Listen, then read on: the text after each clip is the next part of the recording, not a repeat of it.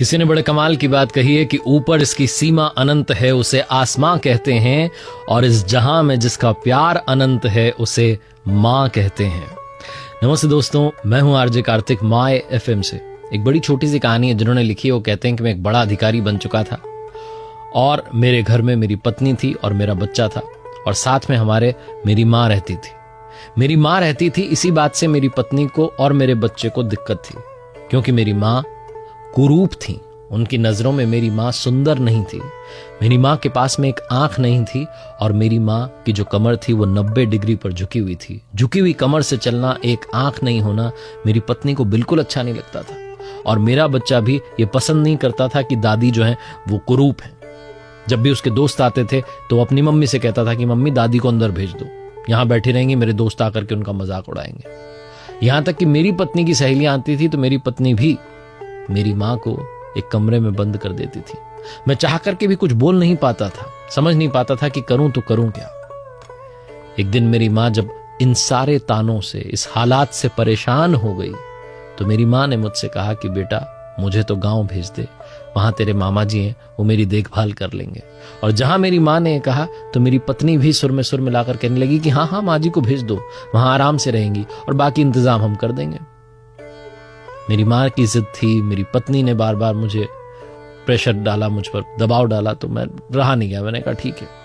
हम माँ को लेकर के गए गाड़ी से और गांव में छोड़ा है। मुझे मालूम था कि माँ की हालत वहां और बदतर हो जाएगी, लेकिन फिर भी मैं कुछ कर नहीं पाया। एक दिन हमारे चाचा जी जो अमेरिका में डॉक्टर बन चुके थे, वो आए हुए थे भारत, और वो मेरे घर पर आए। तो आकर के उन्होंने मुझसे पूछा कि माँ कहाँ है, भाभी कहाँ है। मैंने कहा वो तो गांव है। तो उन्होंने कहा चलो गांव में ही चलते सब लोग मिलने के लिए। हम गाड़ी में बैठ करके गांव गए, और जब गांव गए तो जाकर के देखा कि माँ चारपाई पर थी, बीमार हो चुकी थी। जब माँ ने देखा कि उनका बेटा आया है, उनका देवर आया है, बहू आई है, तो माँ खुश हो गई। जैसे तैसे वो चारपाई पर से उठी और खुश होकर के हमसे बात करने लगी। जो मेरे चाचा थे उन्होंने कहा कि भाभी आपकी हालत कैसे हुई। तो माँ कहने लगी अरे मैंने ही जिद की थी गांव आने की। चाचा जी जो डॉक्टर थे वो डांटने लगे कि अरे मुझे सब पता है, आप मत इन बच्चों की साइड लो। मुझे मालूम है कि ये आपको रखने से परेशान हो रहे होंगे, आपके इस रूप से परेशान हो रहे होंगे, लेकिन आज मैं इन बच्चों को बताना चाहता हूं जो आज तक नहीं बताया।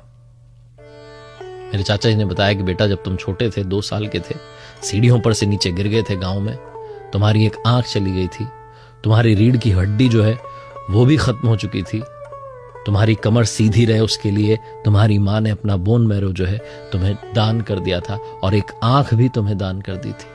आज तुम इन दोनों आंखों से दुनिया देख पा रहे हो, आज तुम सीधी कमर रखकर बात कर पा रहे हो, ये सब कुछ तुम्हारी माँ की वजह से है। मेरी आंखों से आंसू झरझर गिरते चले गए और मेरी पत्नी की आंखों से आंसू निकलते चले गए। चाचा जी सुनाए जा रहे थे कि तुम जिस माँ को यहाँ छोड़ आए हो वही माँ तुम्हें यहाँ तक पहुंचाने के लिए इस दुनिया में आई। उसी माँ का आशीर्वाद है कि तुम इस दुनिया में इतना आगे बढ़ पाए, और आज तक ये बात तुमसे छुपा के रखी ताकि तुम्हें कभी ये ना लगे कि माँ एहसान जता रही है।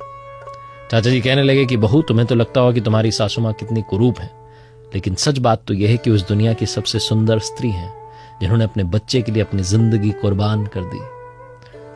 और मेरे बेटे को भी कहा कि बेटा तुम बड़े भाग्यशाली हो कि तुम्हें ऐसी दादी माँ मिली है। सबकी आंखें उस दिन खुल गईं। चाचा जी जिद पर अड़ गए कि अब तो मैं इनको साथ लेकर के भाभी को अमेरिका जाऊंगा, यहाँ पर इनकी कद्र नहीं है। लेकिन हमने पैरों में पड़ करके उनसे कहा कि माँ की सेवा कर लेने दीजिए, हमने जीवन भर पाप किया, अब थोड़ा सा पुण्य कमा लेने दीजिए। बहुत छोटी सी कहानी जिसका सार ये समझाता है कि कई बार हम माँ की ममता को समझ ही नहीं पाते। बहुत सारे लोग गुस्से में आकर के कह देते हैं कि आपने हमारे लिए किया ही क्या है। ये कहना बंद कीजिए और माँ के लिए जितना समर्पण हो सके 100% समर्पण के साथ जो है प्रेम करना शुरू कीजिए। एक बार फिर वही बात जो शुरुआत में मैंने कहा कि ऊपर जिसकी सीमा अनंत है उसे आसमां कहते हैं, और इस जहां में जिसका प्यार अनंत है उसे माँ कहते हैं। देखते रहिए हर सोमवार सुबह 9:30 बजे मेरे साथ एक नई कहानी, हर शुक्रवार सुबह 9:30 बजे लर्निंग सीरीज का एक नया वीडियो। अगर आप कुछ अच्छा सुन रहे हैं तो माय एफएम सुन रहे हैं, चलो अच्छा सुनते हैं। एक बार फिर से वही बात जो अक्सर कहता हूं, कर दिखाओ कुछ ऐसा कि दुनिया करना चाहे आपके जैसा।